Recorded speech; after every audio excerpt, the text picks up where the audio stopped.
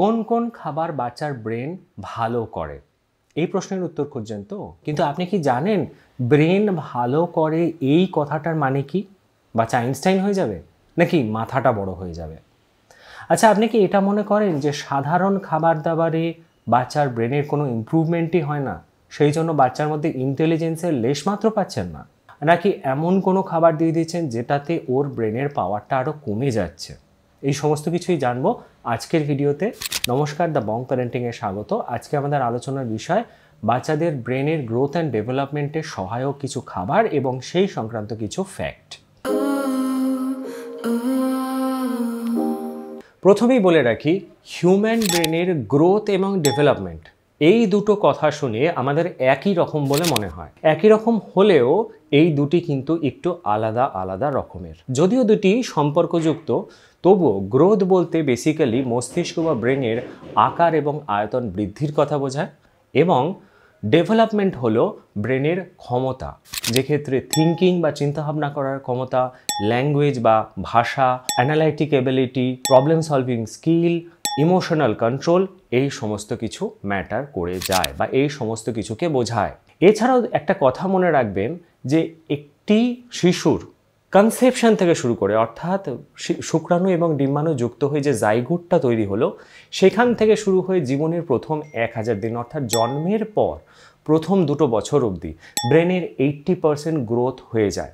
এবং ব্রেনের ক্যাপাসিটি বা ক্ষমতা ওপরে হেরিডিটি এবং জেনেটিক্সের প্রভাব আছে, অর্থাৎ বাবা মায়ের কীরকম ব্রেনের ইন্টেলিজেন্স বা ক্ষমতা সেটা সন্তানের ওপর প্রভাব পড়ে। আমি কিন্তু বাবা মায়ের শিক্ষাগত যোগ্যতার কথা বললাম না, আমি তাদের ইন্টেলিজেন্স বা ব্রেনের ক্ষমতার কথা বললাম। অর্থাৎ ব্রেনের ক্যাপাসিটি বা ক্ষমতার ওপরে বাবা মায়ের প্রভাব থাকে, অর্থাৎ জেনেটিক্স এবং হেরিডিটির প্রভাব থাকে। এখানে খাবার দাবার কি সম্পর্ক আছে? খাবার দাবার সম্পর্ক আছে, যেমন না খেলে আপনার শরীর চলবে না, ইন্ধন বা ফুয়েল না দিলে গাড়ির ইঞ্জিন চলবে না, তেমনি যদি উপযুক্ত বা ভালো পুষ্টির অভাব হয় তাহলেও আপনি বিকল হয়ে পড়বেন বা আপনার শরীর খারাপ হবে। একইভাবে গাড়ির ইঞ্জিনে যদি আপনি সর্ষের তেল ভরেন তাহলে ইঞ্জিন বিকল হয়ে যাবে। একইভাবে পুষ্টির সাথে সাথে বিশেষ বিশেষ কিছু পুষ্টির প্রয়োজন, যেটা আপনার সন্তানের ব্রেন বা মস্তিষ্ককে ভালোভাবে ফাংশন করতে বা কাজ করতে সাহায্য করবে। তার মানে কি সাধারণ যে ডাল ভাত আমরা খাই তাতে কাজ হবে না? ডেফিনেটলি কাজ হবে, কিন্তু আমরা একটু ভালো করতে চাইছি। ঠিক যেমনভাবে একটা বাড়িকে ভালোভাবে তৈরি করতে হলে একটা শক্তপোক্ত ভিত দরকার। আপনি ভালো কাজ করতে গিয়ে ভালো কনফিগারেশনের স্মার্টফোন খুঁজছেন, ঠিক তেমনভাবে বেশ কিছু পুষ্টি আপনার সন্তানের মস্তিষ্ককে ভালোভাবে ফাংশন করতে সাহায্য করবে বা ব্রেনকে ইমপ্রুভ হতে সাহায্য করবে। আই রিপিট, ব্রেনকে এফিশিয়েন্ট বা ইমপ্রুভ করবে না, করতে সাহায্য করবে। এই কথাটা কেন বললাম সেটা একটু পরেই বুঝতে পারবেন। তার আগে বলে দিই কোন কোন খাবারের কথা বলছি। WHO, AAP এবং ICMR এর বিভিন্ন গাইডলাইন্স অনুযায়ী এরকম বেশ কিছু খাবার পাওয়া যায়। সেই খাবারের নাম, কেন প্রয়োজন এবং কোন বয়স থেকে দেওয়া যায় সেগুলো এক এক করে বলি। প্রথমত, এগ ইয়ল্কের মধ্যে কোলিন, DHA এবং আয়রন পাওয়া যায়, যেটা ব্রেনের সেল ফর্মেশন এবং মেমোরি ফর্মেশনে সাহায্য করে। 6 মাস থেকে আপনি এগ ইয়ল্ক দিতে পারেন এবং 8 মাস হয়ে গেলে কমপ্লিট এগ সিদ্ধ করে আপনি দিতে পারবেন। 2 নম্বর হলো ফ্যাটি ফিশ, যার মধ্যে পড়ে স্যালমন এবং বাঙালির রুই কাতলা। এর মধ্যে DHA এবং ওমেগা 3 পাওয়া যায়। 6 মাস হলে আপনি ইন্ট্রোডিউস করাতে পারেন, 8 মাস হলে খুব ভালো হয়। এই দুটি জিনিস DHA এবং ওমেগা 3 ব্রেন এবং আই ডেভেলপমেন্টের জন্য খুব গুরুত্বপূর্ণ। 3 নম্বর হলো অ্যাভোকাডো এবং হোমমেড ঘি। আই রিপিট, হোমমেড ঘি। অ্যাভোকাডো আপনি 6 মাস থেকে দিতে পারেন। হোমমেড ঘিটা 8-9 মাস বয়স হয়ে গেলেই দেওয়া যায়। এর মধ্যে গুড ফ্যাটস পাওয়া যায়। এটা কি করে, নিউরন বা নার্ভের মধ্যে এক ধরনের ফ্যাটি লেয়ার, যেটাকে মায়োলিন বলা হয়, সেটা ফর্ম করতে সাহায্য করে। ব্রেন এবং স্পাইনাল কর্ডের নিউরন বা স্নায়ুতে এই মায়োলিনগুলো তৈরি হলে খুব সহজে নিউরনস বা নার্ভসগুলো কাজ করতে পারে। 4 নম্বর হলো রাগি। রাগি আপনি 6 মাসে ইন্ট্রোডিউস করাতে পারেন। এরপরে আসছে ওটস, যেটা 7-8 মাসে গিয়ে ইন্ট্রোডিউস করানো যেতে পারে, এবং 8-9 মাস বয়স হলে আপনি হোল গ্রেনস দিতে পারেন, যেমন ডালিয়া, লাল আটা বা ভুসি আটা যেটাকে বলা হয়। এর মধ্যে আয়রন এবং ভিটামিন বি কমপ্লেক্স থাকে, যেটা এনার্জি বাড়ায়, ইমপ্রুভস এনার্জি এবং কনসেন্ট্রেশন বাড়ায়। এছাড়াও ব্রেনে অক্সিজেন সাপ্লাইকে ইমপ্রুভ করতে সাহায্য করে। 5 নম্বর হচ্ছে ড্রাই ফ্রুটস, যেমন আমন্ড, যেমন আখরোট 6 মাস থেকে পাউডার ফর্মে দেওয়া উচিত, বিভিন্ন খাবারের সঙ্গে মিলিয়ে দিতে পারেন। এর মধ্যে ভিটামিন ই এবং ওমেগা থাকে, যেটা লার্নিং এবিলিটি বাড়াতে সাহায্য করে এবং ব্রেন সেলকে প্রোটেকশন দেয়। এবার এটা তো গেল সেই খাবার যেটা ব্রেনের গ্রোথ অ্যান্ড ডেভেলপমেন্টে সাহায্য করবে, ব্রেনের ফাংশনকে ভালো রাখতে সাহায্য করবে। কিন্তু আমরা তো সারাদিন শুধুমাত্র এই খাবারগুলো দেবো না, এর সাথে অনেক খাবার দেব যেটা একটা বাচ্চার অন্যান্য পুষ্টির জন্য প্রয়োজন। কিন্তু এর সাথেও আমরা অন্যান্য অনেক খাবার দিয়ে ফেলি যেগুলো ব্রেনের গ্রোথ অ্যান্ড ডেভেলপমেন্টকে বা নর্মাল ফাংশন করতে বাধা দেয়। যার মধ্যে প্রথমেই আসছে অ্যাডেড সুগার।